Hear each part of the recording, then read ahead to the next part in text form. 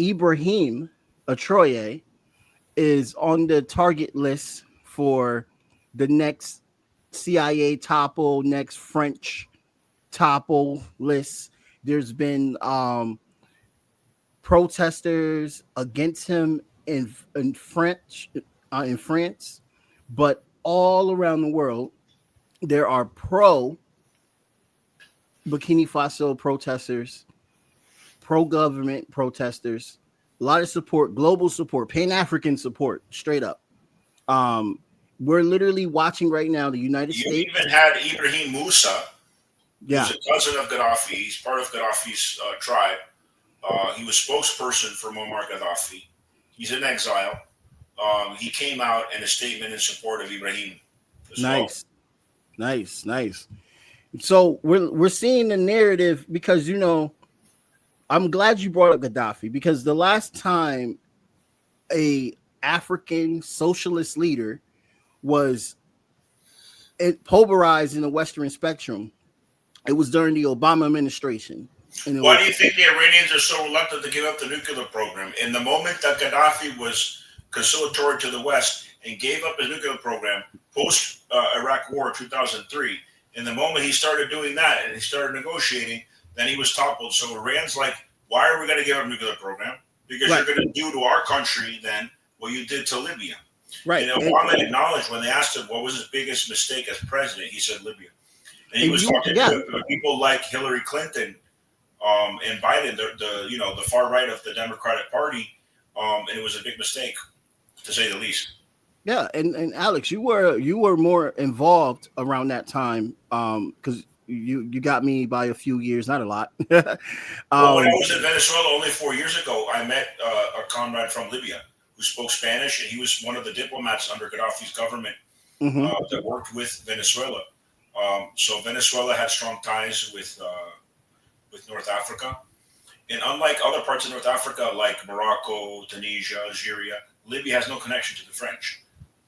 Libya was under Italian control at one point, and Mussolini tried to reoccupy Libya. The Nazis were there as well, so they have history of fascism there. Right. Fascism, besides colonialism. Yeah, and that just reminded me. Georgia Maloney was on a TV show. For people that don't know who she is the prime minister of Italy and is also part of a fascist party. Georgia Maloney was gaslighting France, talking about how they're exploiting Africans, but she, for some reason, just didn't want to bring up how Italy is also complicit in exploiting Africans. Ever since Berlusconi, who I believe is the same party as Maloney, right? Berlusconi had very good relations with Gaddafi. Even though he was a right winger. Obviously, they were not ideological relations, but Berlusconi was an isolationist, definitely not an anti-imperialist, but as an isolationist, he said, listen, Italy needs to get out of Africa and stay out of Africa, because if us or the West meddle in Africa, we're going to have a lot of refugees come from that country. And that's exactly what ended up happening. Exactly. And Saif al-Islam Gaddafi, the son of Muammar Gaddafi, predicted it as well. He said, if you go after my father, there's going to be hundreds of thousands of refugees, because Africa and Italy is very close to each other. Right there. In other parts of Europe. Right. And so Berlusconi was working with Gaddafi to make sure that Italy had no involvement. Italy had no involvement. Even though Italy was part of NATO, they were not one of the European countries that went into Libya. So Meloni could be coming in as an ally of Berlusconi and saying, you know what, the French shouldn't meddle in Africa. We haven't meddled in Africa for a while. But again, she's doing it, and we mentioned this when we had the former CIA whistleblower on. John Kiriakou on. That Trump is not an anti-imperialist. He's an isolationist. Right. People that want to work with the right, they need to understand they have different motivations than us. Right. So it's not even her being inauthentic. She really means it when she says we need to stay out of Africa. But her motivations are different. Just like when Trump could really mean let's stay out of Ukraine. Exactly. But he's saying it not because he cares about Ukrainians. He's saying it because he wants to close the borders and be an isolationist, which is a right-wing, bourgeois, chauvinist, nationalist position that us socialists and anti-imperialists should not be taking or not be in league. Right. Because our line is that every country deserves economic growth and self-determination. and that does not fall in line with Trump's or Georgia Maloney's um, perspective.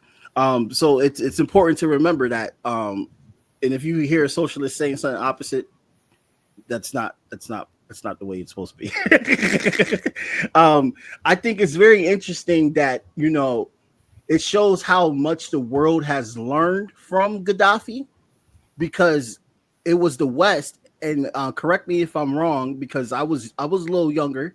It was the West that controlled the narrative on the lies of Gaddafi, and he was seen as an evil dictator. Well, Reagan called him a mad dog. Right. So that's how they dehumanized them. Just like the Zionists, before they went into Gaza, said these are human animals. They dehumanized Gaddafi, dehumanized Libyans. And this was a system where if you were a Libyan citizen, you were married, you were given $30,000 from the state. Yeah. Everybody owned a home. Right. Your education was paid for up to PhD, even abroad. Right. Because they had all this oil wealth and they were a socialist country. They were like Yugoslavia in Africa. They united the tribes. As a matter of fact, the leader of Yugoslavia, Tito, was an ally of Gaddafi because Gaddafi was around them. And so you got a country with, the GDP better than Russia, the richest country in Africa, that today is open-air slavery. It's completely divided. When Saif al-Islam started his candidacy as president, which is around the time I was in Venezuela, that got sabotaged. So there can't be presidential elections in Libya because everybody knows they'll vote for Saif al-Islam Gaddafi. All the Libyans want Gaddafi back. Right. It wasn't a popular revolution against Gaddafi. It was a foreign-backed invasion with mercenaries. Many of them were red-headed Chechens. They didn't even look Libyan or speak Arabic. And you've seen the same thing in Syria, right? Because Putin was deceived when it came to Libya, because Putin was friendly with Gaddafi. At that point, the UN promised Putin, if he abstained from the vote, that they would never invade, that they would just do a no-fly zone. And they had a no-fly zone for several years in Iraq before they invaded as well. But what they did was immediately from the no-fly zone, when the vote went through and Putin didn't veto it, they invaded, and then Gaddafi was tortured to death. And Putin was so mad about it that he said, when they were trying to do the same thing in Syria, no, I'm going to protect Assad. So he didn't let that happen. Another interesting story about Putin. Evo Morales, at the time when Snowden was in one of the airports in Moscow, right? You remember that? Yes. I think it was 2013 around that time. Right. Not that long ago. Evo Morales, who was president of Bolivia then, was one of the countries in Latin America that was considering asylum for Snowden, was going on a state visit that was planned before Snowden ended up at the airport in Moscow. And he was meeting with Putin. And then on his return flight from a different airport, the U.S. knew this. It wasn't even the same airport where Snowden was held up at that point, where he hasn't given asylum yet. The United States convinced the Spanish government to send Evo Morales' president plane back to Austrian airspaces. You can't enter Spanish airspace. So they ended up landing in Austria. They boarded the plane because the United States claimed that Snowden was on board. And Putin was so upset, he's like, every country that's considering giving Snowden asylum is going to have their president's jet down by the U.S. I'm done. I'm going to go ahead and give him asylum. Because at that point, several times he said, not KGB, what's the current intelligence? It's the FS. FSB? Yeah. I think he sent FSB agents to Snowden, and Snowden told him the truth. He said, look, even if I wanted to, I couldn't give you everything. Right. I couldn't give you anything because I put it all on a USB and handed it over to journalists.